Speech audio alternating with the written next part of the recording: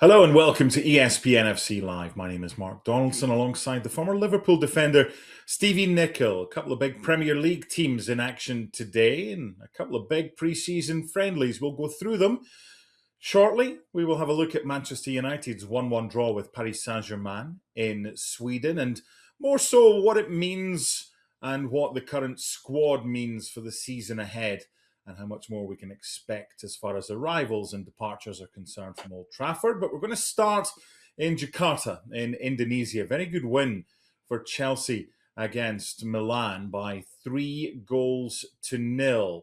Now, rather than going through the incidents bit by bit, Stevie, from a more generic perspective, Chelsea's pre-season so far is going along at a nice pace. Some good results. This is a good win today.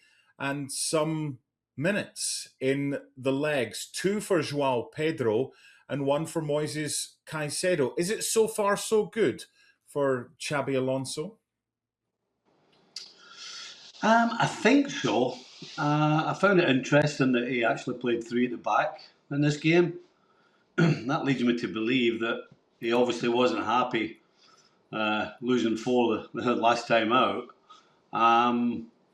So that would be my only question. I think in terms of the football they played, in terms of, you always want your forwards to score goals, whether it's pre-season or not.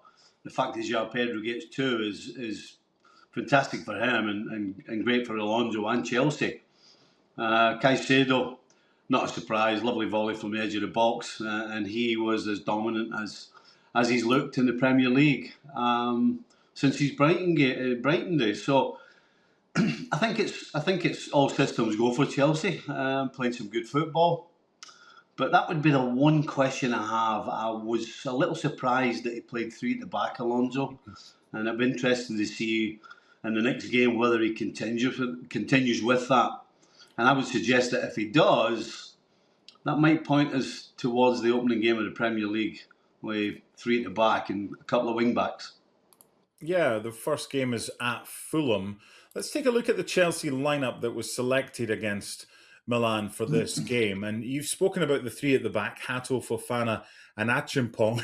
They're not short of centre-backs, Chelsea, but I thought Palestra was excellent in this game. Certainly got into some advanced positions. And of course, he's a defender pushing forward. Pedro Neto, who started on the other side at wing-back, is a forward playing in a more defensive role. Lavia and Caicedo, the holders, Joao Pedro and Palmer supporting Danny Welbeck. Who do you think out of the Chelsea squad would benefit most if Xabi Alonso decided that a back 3 was the way ahead for him this season? I think it's probably going to be Palestra, as you said. You can certainly harm yourself in a pre-season, but as much as you can do that, you can actually catapult yourself into a starting 11. And if Palestra produces what he did again between now and the first game of the season, playing as a wing back, and Alonso continues that, I would suggest that it would be very difficult not to start him. I think on the other side, Pedro Neto might be a little concerned. When you go from being a forward and helping out defensively to a position where you have to defend, but you have to be getting forward as well, that's a whole different mindset. Palestra's mindset is, as I said, all systems go. I'm in the team. I don't care whether I need to be forward, back, inside, outside. Twirl me round if you like. I want to get in this team and I'll do what needs to be done.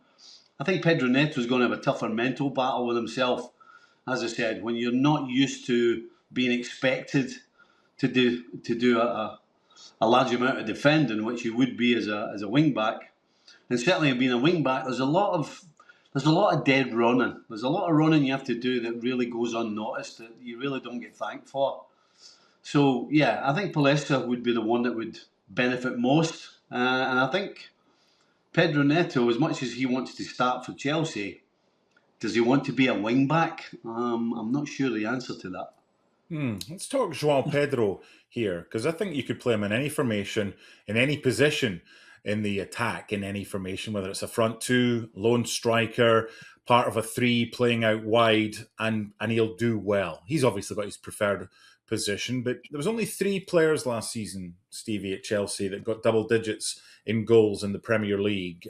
Enzo was one of them. Cole Palmer was the other. They got 10 and 15 for Joao Pedro. Now, would you expect him to get more this season, given that Chelsea finished 10th and are likely to be much higher, finished 58 goals for and are likely to score more? Could he be a big beneficiary of Xabi Alonso coming in?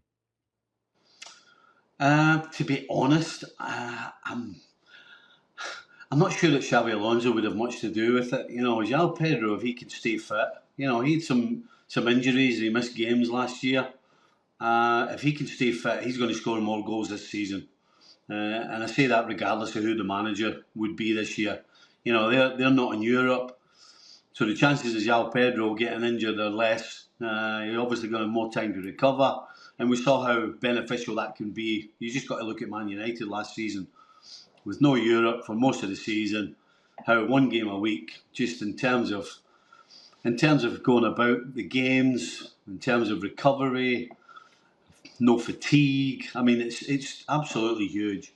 And I expect Chelsea to be way further forward than 10th position this season, that's for sure. And I expect Joao Pedro to score way more goals than he did last season. So, yeah, I think the fact that it's Alonso, you could say, will help.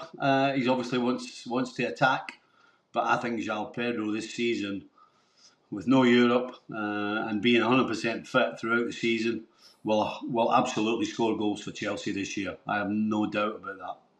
Yeah. And what about Cole Palmer? No World Cup for him. Should be fresh. What do you expect for Cole Palmer this season? Do you know what? I don't know what to expect.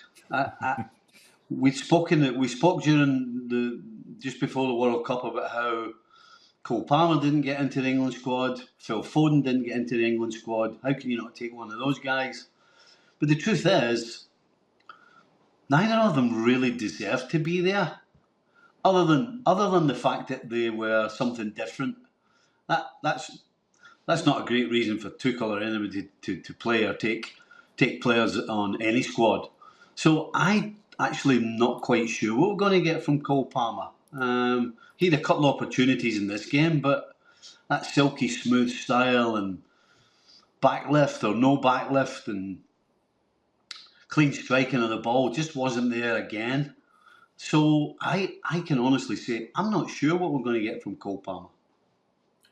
I'm not sure Cole Palmer knows what Cole Palmer's going to deliver this season. Just hopefully he stays fit. I know he wasn't included in the European squad for the group stage initially of the Conference League and then was included afterwards, but a fully fit Cole Palmer, and hopefully he has a better season than he did last year.